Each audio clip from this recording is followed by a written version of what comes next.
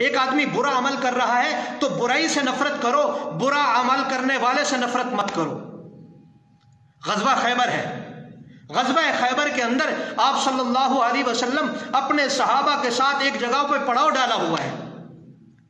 ایک یہودی آدمی بکریاں چرا رہا ہے، چرواہ ہے، یہودیوں کی بکریاں چرا رہا ہے، رنگ کا کالا ہے اور جسم سے بدبو آتی ہے۔ اس کی حالت اور کیفیت کیا ہے؟ آپ صلی اللہ علیہ وسلم کے صحابہ کو دیکھا، اس نے کہا چلو ان سے ذرا ملاقات کر لو۔ آپ صلی اللہ علیہ وسلم کے صحابہ سے ملاقات کرتے ہیں، کہتے ہیں ذرا یہ بتاؤ تمہارا نبی کہاں ہے؟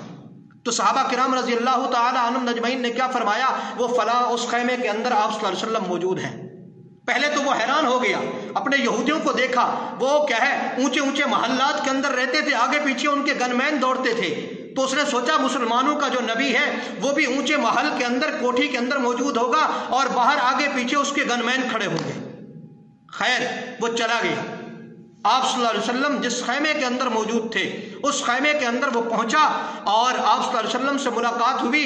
حضور علیہ الصلوۃ والسلام سے کیا کہتے ہیں؟ کہتے ہیں اے اللہ کے رسول، اگر میں مسلمان ہو جاؤں تو مجھے کیا ملے گا؟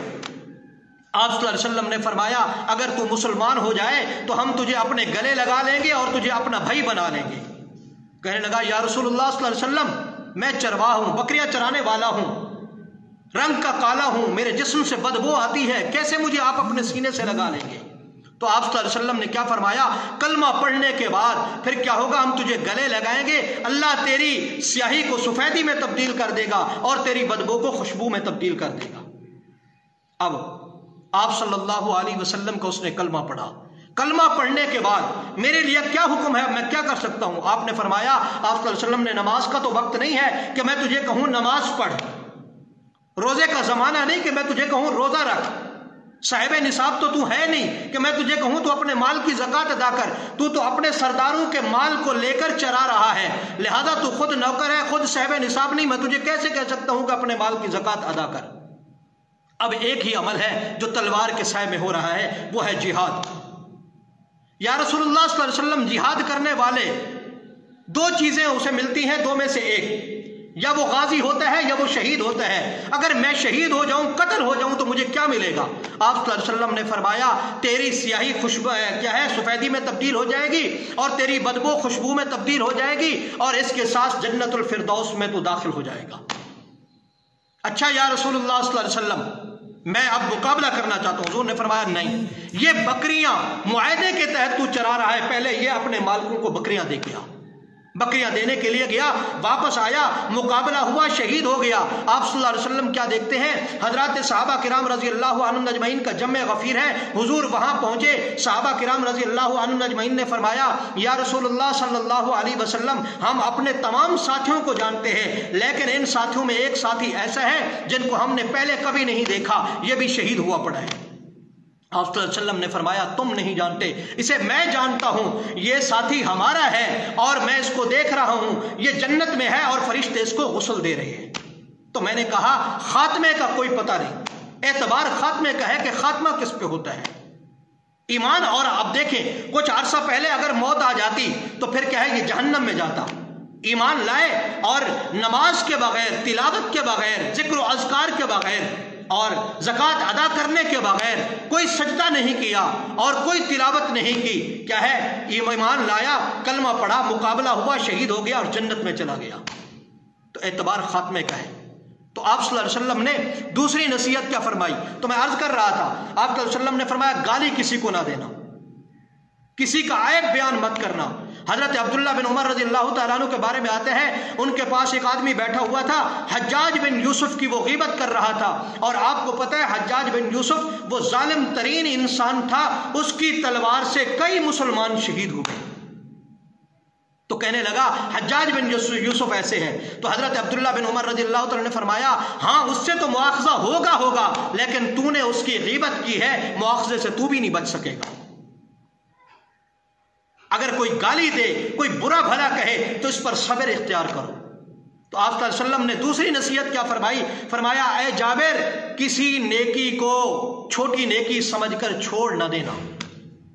جس کو تو چھوٹی نیکی سمجھ رہا ہے، ہو سکتا ہے اللہ رب العزت کے ہاں اس نیکی کے اندر اخلاص ہو اور اس کی وجہ سے اللہ رب العزت تیری بخشش فرما دے۔ وہ ایک واقعہ آتا ہے نا کہ بخاری شریف کے اندر ہے، ایک فاحشہ عورت ہے اور وہ جا رہی ہے، راستے کے اندر اس نے کیا دیکھا، ایک کنواں ہے، کنویں کے قریب ایک کتا کھڑا ہوا ہے اور پیاسا ہے کتا، پیاس کی حالت میں وہ کتا بل بلا رہا ہے، اور اس وقت کنویں کا پانی اتنا گہرا تھا کتے کا منہ وہاں تک نہیں جا سکتا تھا۔ اب اس خاتون کے پاس ڈول بھی نہیں تھا، تو اس نے کیا کیا، اس خاتون نے اپنا چمڑے کا موزہ اتار کر اس کے اندر پانی بھرا اور کتے کو پلایا، اس کی وجہ سے اللہ رب العزت نے بخشش فرما دی۔ تو چھوٹی سی چھوٹی نیکی کو حقیر مت سمجھو، فوراً اس کو کر گزرو۔ اللہ رب العزت کی رحمت سے امید رکھا کرو۔ میں اور آپ اگر نیک اعمال کرتے ہیں تو یہ مت سمجھے کہ یہ نیک اعمال مجھے اور آپ کو جنت کی طرف لے کر جائیں گے۔ بھائی نیک اعمال کرتے رہیں اور گناہوں سے بچتے رہیں، اللہ رب العزت کی رحمت پہ کیا ہے، اللہ رب العزت کی رحمت کے امیدوار اس پہ بھروسہ کریں، اللہ کی رحمت پہ۔ تو نیکی چھوٹی ہے، اس نیکی چھوٹی کو سمجھ کر یہ چھوٹی ہے، اس کو چھوڑ مت دو۔ اور تیسری نصیحت آپ صلی اللہ علیہ وسلم نے کیا فرمائی، جب ایک مسلمان دوسرے مسلمان سے ملے تو خندہ پیشانی کے ساتھ ملے اور زبان پر چہرے پر مسکراہٹ ہونی چاہیے۔ آپ صلی اللہ علیہ وسلم کے ایک صحابی ہیں حضرت جریر بن عبداللہ رضی اللہ تعالیٰ عنہ، یا عبداللہ بن جریر رضی اللہ تعالیٰ عنہ، اس طرح کا نام ہے، ان کے بارے میں آتا ہے انہیں کہا جاتا تھا یہ اس امت کا یوسف ہے، اتنا حسین و جمیل تھے۔ وہ کہتے ہیں جب بھی میں آپ صلی اللہ علیہ وسلم سے ملاقات کرتا تھا حضور علیہ الصلوۃ والسلام کے چہرے مبارک پر میں نے مسکراہٹ دیکھی۔ تو مسکرانا بھی صدقہ ہے۔ بعض لوگ مال کے بخیل ہوتے ہیں، بعض لوگ مسکراہٹ کے بخیل ہوتے ہیں، تو مسکرانے میں کیا حرج ہے، کون سی رقم لگتی ہے۔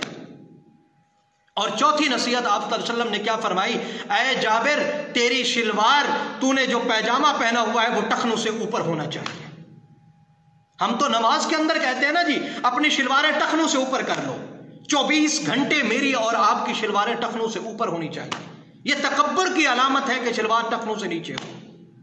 پانچویں نصیحت آپ صلی اللہ علیہ وسلم نے جو فرمائی وہ فرمایا کہ جب کوئی آدمی کسی آدمی کو آر دلائے اور اس کے اندر وہ چیز ہو تو اس پر وہ بدلہ نہ لے بلکہ اس پر صبر کرے، جب صبر کرے گا تو اللہ رب العزت صبر کرنے والے کو معاف فرما دیں گے۔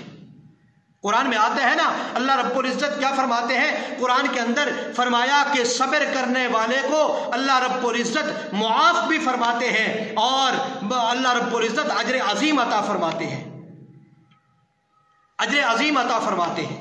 تو صبر، جب کوئی آدمی تکلیف پہنچائے تو اس تکلیف پر صبر کرو، صبر کریں گے اللہ معاف فرما دیں گے اور بغیر حساب کتاب کے اللہ جنت میں داخل فرما دیں گے۔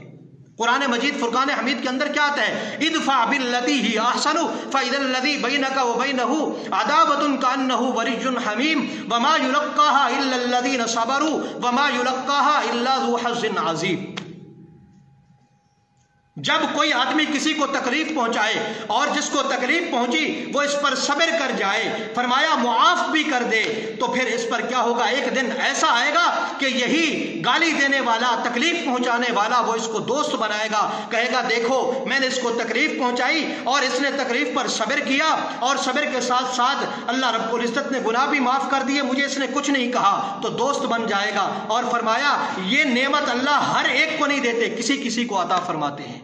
تو اللہ رب العزت، اب یہ 5 نصیحتیں آپ صلی اللہ علیہ وسلم نے حضرت جابر رضی اللہ تعالیٰ عنہ کو فرمائی۔ حضرت جابر رضی اللہ تعالیٰ عنہ نے کیا فرمایا، ان 5 نصیحتوں پر میں نے عمل کر کے دکھایا ہے۔ 1450 سال پہلے حضور علیہ الصلوۃ والسلام نے یہ نصیحتیں فرمائی، آج میں ان نصیحتوں کو بیان کر رہا ہوں تو حضور علیہ الصلوۃ والسلام کی زندگی میرے اور آپ کے لیے اسوہ اور نمونہ ہے، ان پر میں اور آپ عمل کریں۔ لیکن میرے اور آپ کے اندر کیا ہے، ایک دوسرے کے بارے میں قدورتے ہیں، حسد ہے، کینہ ہے، بغض ہے، جس کی وجہ سے آج میری اور آپ کی نیکیاں ساری تباہ و برباد ہو گئی۔ نماز پڑھتے ہیں، نماز کے بعد غیبت، نماز سے پہلے بیٹھے ہیں 4-5 منٹ نماز کے اندر رہتے ہیں، غیبتیں شروع کر دی، تو وہ نیکی کر کے غیبت کرنے، جس کی غیبت کر رہے ہیں اس کو نیکیاں دے رہے ہیں اور خالی ہاتھ مسجد سے واپس جا رہے ہیں۔ تو میرے اور آپ کے اندر یہ ہونا چاہیے کہ ہم کیا ہے، ایک تو کسی کو گالی نہ دیں، کسی کو حقیر مت سمجھیں، اور اس کے ساتھ ساتھ کیا ہے، ہماری ہر وقت 24 گھنٹے شلوار ٹخنوں سے اوپر ہونی چاہیے۔ کسی نیکی کو میں اور آپ چھوٹا سمجھ کے چھوڑ نہ دیں۔ کوئی تکلیف پہنچاتا ہے اس پر صبر کرے، بدلہ نہ لیں۔ اللہ رب العزت کیا ہے، بے حساب اللہ مجھے اور